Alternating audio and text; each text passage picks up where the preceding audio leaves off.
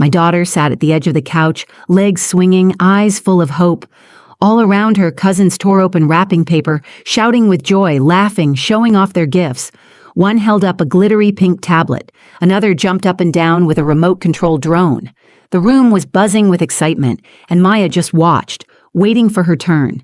She was smiling, patient, trusting. Because in her world, grandmas love their grandkids, and presents come in pretty bows with your name on them. I kept looking for her name on a tag, in a bag, under the tree. It had to be there. When the last gift was handed out, and she was still sitting there, empty-handed, she looked up at me with a quiet whisper. Did Grandma forget me? I turned to Margot and asked gently, was there another one? Maybe it got missed? She didn't even hesitate. She's not really family, she said. Just like that. No apology, no shame. Her voice was sharp and clear, like she was stating the weather. She's adopted, it's not the same. Maya heard every word. She didn't cry, not right away.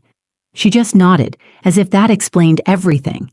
Then she looked down at her hands and folded them in her lap, like she was trying to take up less space. I felt like someone had knocked the wind out of me. My mouth opened, but nothing came out. I wanted to protect her, to say something, anything, but I was frozen.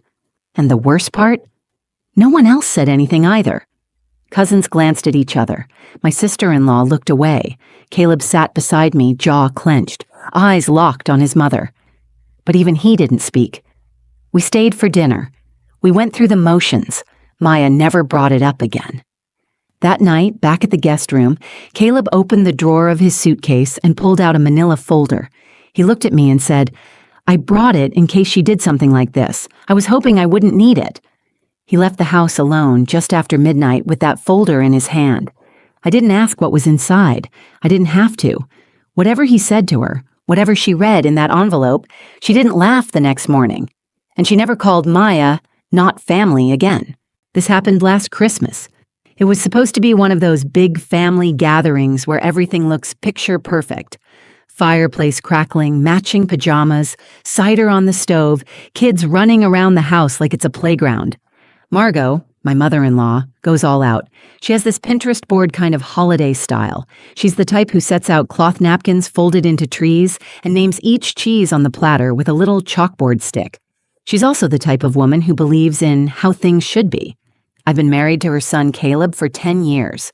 We met in college, and from day one, he was this calm, thoughtful, quietly intense kind of guy. He's never been the loudest person in the room, but he's always been the one who listens the closest. He's the one who knows what you need before you say it. When I fell in love with him, I also fell in love with the idea of building a family with someone who actually understood what love was supposed to look like. It wasn't easy for us. We struggled to have kids for years, 4 miscarriages, 2 failed IVF cycles, a lot of late nights just holding each other in the dark, not saying anything because there was nothing left to say. Eventually, we started talking about adoption. It wasn't our plan B. It became our best decision. We found Maya through a local agency. She was 5 when we met her. I still remember the first time she held my hand. She didn't say a word. She just slipped her tiny fingers into mine while we walked through the park, and I knew this was it. This was my daughter. Maya is light in every room she walks into. She loves painting, especially animals. She names the squirrels in our backyard. She laughs at her own jokes even when nobody else gets them. She's gentle, kind, and so deeply thoughtful it hurts sometimes. From the day she came home, Caleb was dad. Not stepdad, not foster dad, just dad. She started calling me mom on her own one night while I was brushing her hair. I didn't even correct her. I just cried. We never treated her like she was anything but ours. But that doesn't mean everyone else followed suit. Margot was polite when we introduced Maya. Cold, but polite. She didn't say anything cruel, not at first, but she never really saw her. She didn't learn her favorite colors. She didn't ask her questions. She didn't make the same effort she did with our nieces and nephews. Still, I told myself she'd come around. I wanted to believe she just needed time. Caleb was more cautious. He knew his mother better than I did, and he didn't expect much. But he gave her the benefit of the doubt, for Maya's sake. So when Margot invited the whole family to her house for Christmas that year, we accepted. We packed up the car, loaded presents and snacks, and drove 6 hours to North Carolina. Maya was buzzing with excitement. She made cards for every cousin. She couldn't wait to see the big tree Margot always put up in the foyer. She even brought her favorite dress because she wanted to look grown up. I remember looking at her in the back seat, singing along to Christmas music, holding her teddy bear, and I remember thinking, this year will be different. This year she'll feel it. She'll feel like she belongs. The house was full of noise and warmth when we arrived. Siblings, cousins, pets. Maya ran straight into the chaos like she was home. I saw her hug Margot. I saw Margot pat her on the head like she would a neighbor's kid, not unkind, but distant. Still, I smiled. I held on to hope. Maybe it was just awkwardness. Maybe love doesn't come naturally for everyone, but that doesn't mean it won't come eventually. I helped with dinner. Caleb played with the kids. Maya helped pass out cookies shaped like reindeer. Everything looked right. Everything felt almost normal. Until the next morning. Until the gifts. Until my daughter sat in a circle of children opening presents, watching them unwrap joy, while her own hands stayed empty. And everything I had been hoping for shattered right in front of me. We'd finished breakfast and all the kids were buzzing because it was gift time. At Margot's house, that wasn't just a thing, it was the thing. She made a whole event of it. She stacked the presents under the 12-foot tree in color-coded wrapping paper, had the kids sit in a circle, and passed out the gifts one by one while everyone watched. Maya was practically bouncing with excitement. She kept looking toward the tree, then back at me, whispering, "I think mine's the purple one with the snowman on it." I smiled and nodded, even though I hadn't seen her name on any of the tags. I tried to ignore that gnawing feeling in my chest. Maybe hers was hidden behind the tree. Maybe it was still in the guest room closet. Maybe Margot was saving it for last. The gifts started flying open. Squeals, giggles, everyone holding up new toys, gadgets, glittery jackets. Maya clapped for each cousin like it was their birthday. Then the pile under the tree started shrinking. Fast. 5 kids, 10 gifts. Then 3 kids. 2 gifts. 1. None with Maya's name. And she noticed. She turned to me with a soft voice. "Did Grandma forget mine?" I looked around, pretending to search. "Maybe it's still under there," I said. That's when I stood up and asked Margot directly, "Hey, is there one for Maya that didn't make it out here?" Margot didn't look surprised. She looked annoyed, like I was making a scene, like I had broken some unspoken rule by asking. She looked right at Maya and said, "She's not really family." I didn't think it was appropriate. Silence. Not shocked silence. Complicit silence. One of the cousins started fiddling with their ribbon.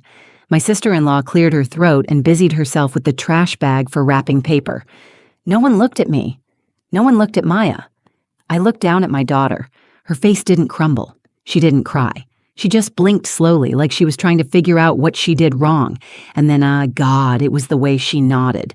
Just a quiet, almost imperceptible nod. Like she understood something she shouldn't have to understand. I knelt beside her. My hands were shaking, but I tried to keep my voice steady. "You did nothing wrong," I whispered. She nodded again, forced a smile. "It's okay, Mommy. Maybe next year." I don't know how I didn't break right there. Caleb sat stone still, jaw clenched, staring straight ahead like if he moved, he'd explode. I kept waiting for someone, anyone, to speak up, to say, "Margot, that's cruel," or "Maya is family," or even just, "That's not okay." But they didn't, and I was so angry, not just at Margot, but at every single adult in that room who chose comfort over courage. I wanted to scream. I wanted to grab Maya and leave, but I didn't. I stayed seated, paralyzed by the moment, trying to weigh damage control with dignity. What would it do to Maya to see me lose control? What would it do to Caleb if I went head-to-head with his mother in front of the whole family? So I stayed silent. And in doing so, I felt like I'd betrayed my own daughter. Later, when the room started to move on, when the kids were distracted again and the adults returned to sipping coffee and scrolling their phones, I watched Maya disappear quietly into the corner, curling up with her teddy bear, her shoulders tense, her eyes on the floor. She didn't speak for the rest of the morning. She didn't ask for a gift. She didn't ask why. She just kept that fake little smile on her face, and every time someone looked her way, she made sure she looked fine. But I wasn't. That moment burned something into me, a cold, deep fury I couldn't shake. I didn't know it yet, but Caleb had already decided what he was going to do.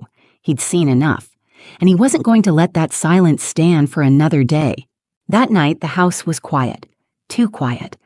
After the last dish was washed, after the wine was poured, after the polite goodnights and awkward hugs, we went back to the guest room and shut the door. Maya was already in her pajamas, curled up in bed with her stuffed fox, the one she brought everywhere. She didn't ask for a bedtime story. She didn't ask to call Santa. She just laid there, staring at the ceiling. I sat beside her and rubbed her back until her breathing slowed. "Mom?" she whispered. "Yeah, baby." "Do you think maybe she didn't know I was coming?" I swallowed hard. "No, sweetheart, she knew." "Oh." A pause. "Maybe she just doesn't know me yet." I bit my lips so hard I tasted blood. "That might be it," I said. "But none of this is your fault, do you hear me?" She nodded and turned her face into the pillow. When I stood up, Caleb was standing in the doorway holding something in his hand. He didn't say anything at first. Just looked at our daughter, looked at me, then looked down at the envelope. "I'm done," he said quietly. "I've let my mom say a lot of things over the years. I let it slide because it was easier. But not this. Not with Maya." I stood frozen. I had never seen him like that before. He wasn't yelling. He wasn't shaking. He was just steady, final. "What's that?" I asked. He handed it to me, a manila folder. Inside was a notarized legal document, an updated will, trust designation, and formal record of Maya's adoption. "She's not just our daughter by heart," he said. "She's our daughter on every legal document. I added her to everything, the house, the savings, the insurance, the family trust, everything. She's my daughter in every way the law recognizes." I stared at him. "You did all this?"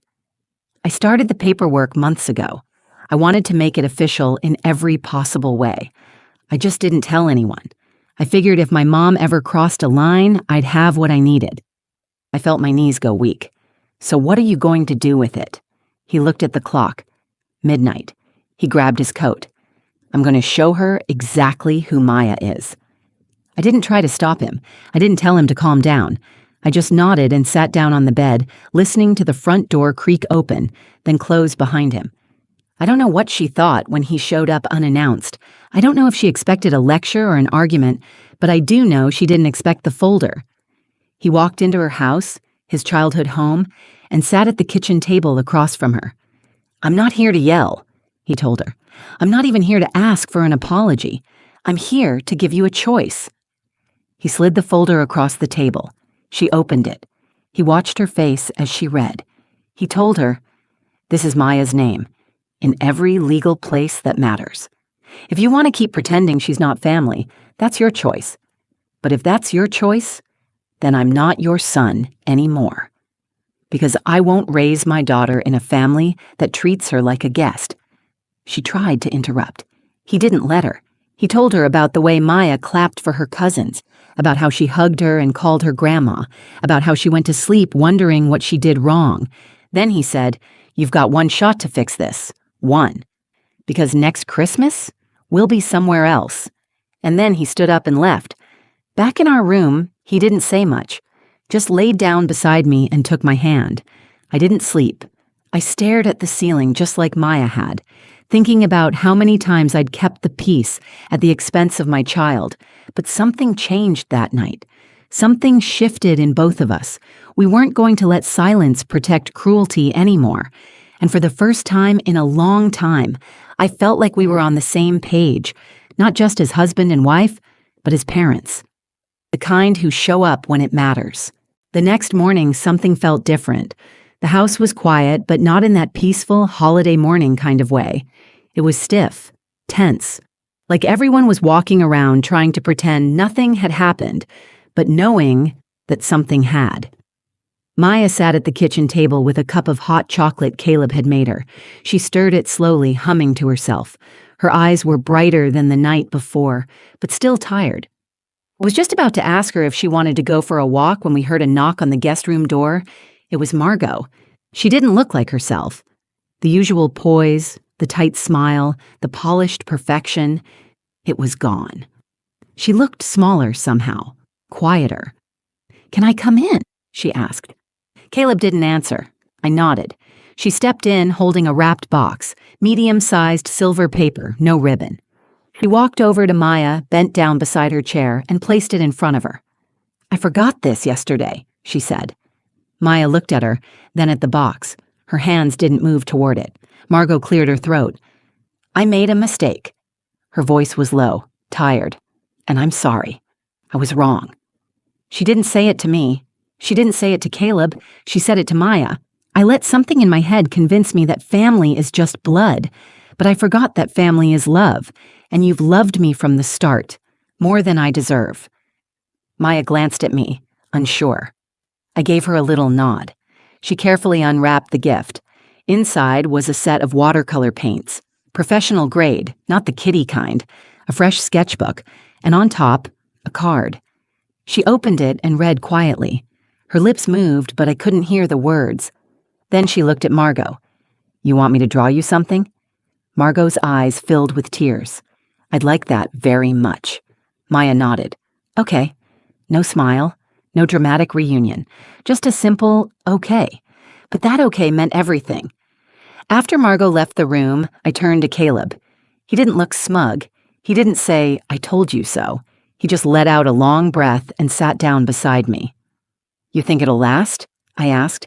He shrugged. "I don't know, but it's a start." That night, before bed, Maya drew something in her new sketchbook, a little girl holding hands with two taller figures, a man and a woman. Behind them was a house with a tree, and in the sky she'd drawn a sun with a smiling face. She titled it, Home. She showed it to Caleb and he kissed her forehead. That's exactly what we are. A few days later, after we'd driven back home and unpacked our bags, a small envelope arrived in the mail. No return address, just Margot's careful handwriting. Inside was a photo, an old one. Caleb at 5 years old holding his mother's hand. On the back she had written, "Family is who you fight for. I see that now. Thank you for fighting for her." I didn't expect a miracle. I still don't. Margot is who she is. Proud, stubborn, raised with a definition of family that never left much room for revision. But she came face to face with a line she couldn't cross without consequence. And Caleb, my quiet, measured husband, drew that line with absolute clarity. He didn't yell. He didn't threaten. He didn't shame her. He just laid down the truth and let her choose who she wanted to be. She chose Maya, and that choice changed everything. Because when someone finally sees your child the way you do, not as someone to tolerate, but someone to treasure, the weight you didn't even know you'd been carrying finally lifts. That Christmas didn't end with fireworks or music or some tearful movie moment. It ended with a paintbrush in my daughter's hand and a grandma learning how to become one. That was enough. We didn't talk much on the drive home, not because there was tension, but because there was peace. The kind that only comes after something big has passed through and left you standing. A little different, a little stronger. Maya fell asleep in the back seat with her sketchbook in her lap. I looked back at her at one point and saw that same drawing, our family holding hands, now with a tiny new figure added. A woman with silver hair, standing just close enough to be part of the picture but not quite at the center. I didn't ask her who it was. I didn't need to. When we got home, life picked up again. School started back. Caleb went back to work. Maya painted every afternoon at the kitchen table, filling page after page with animals, trees, and little girls who looked a lot like her. One day, she drew a picture of a fox sitting at a kitchen table with a teacup. When I asked her about it, she smiled and said, "That's Grandma. She's learning." And maybe that's what stuck with me the most. Not that Margot changed overnight, not that everything magically became perfect, but that Maya gave her space to try. Even after being rejected, even after being made to feel invisible, she opened the door again, just a little, and let love try one more time. Children forgive in ways adults can't always understand. I still think about that moment in Margot's living room, the sharpness in her voice, the silence that followed, the weight of not standing up when I should have. I think about how many times I'd told myself that keeping the peace was more important than confronting the pain. But that day taught me something different. Peace without truth isn't peace. It's just pretending. And pretending cost my daughter something she never should have lost. Even for a moment. Her sense of belonging. Her belief that she mattered to the people she called family. That's not something I'll ever risk again. Since then, things have changed. Slowly. And not always gracefully. Margot calls more often. She asks about Maya's art, sends little cards in the mail, handwritten, sometimes awkward but genuine. The last one said, "I'm proud of the way you see the world. You've made mine bigger, and that's enough for now. Not because we've erased the past, but because we're finally honest about it. Because now, when Margot shows up, she doesn't just bring gifts, she brings effort. And that means more than anything wrapped in shiny paper. The truth is, I used to think family was about who raised you, or who shared your blood, or who you married into. But now I know better. Family is who shows up when it's hard, who looks at you fully and says, "You belong to me." No conditions, no exceptions. And sometimes it takes a line being drawn in the quietest, clearest way for people to finally see what's right in front of them. My husband didn't raise his voice. He raised his daughter. He reminded me that action is love, that silence can be just as loud as cruelty, and that sometimes speaking up doesn't mean yelling. It means standing still and holding the truth in your hands without flinching. And Maya? She reminded me that even after someone hurts you, you can choose grace, not for them, but for yourself. Because knowing you belong shouldn't be earned. It should be felt. And now, Maya feels it, not just from us, but even finally from her grandmother. So when people ask me how our Christmas went that year, I tell them it was the year something broke and something better began. It was the year my daughter learned that being loved isn't about being chosen once. It's about being chosen again when it matters most. Thank you for listening to our story. If this reminded you of something you've lived through or something you're still trying to heal from, just know you're not alone. Families are complicated, but your worth isn't. You don't have to earn your place at the table. And if you're raising a child, biological, adopted, fostered, or otherwise, don't let anyone make them feel like an outsider. Speak up. Hold the line. Love louder. If this story meant something to you, please take a second to like this video. It helps more people find it. And I'd love to hear your thoughts or personal stories in the comments below. I read every single one. If you're new here, or you want more real, raw, and honest stories like this, go ahead and subscribe to the channel and hit the bell so you don't miss the next one. Thank you for being here. Thank you for seeing Maya. Thank you for choosing kindness. Until next time, take care of yourself and the people you call family.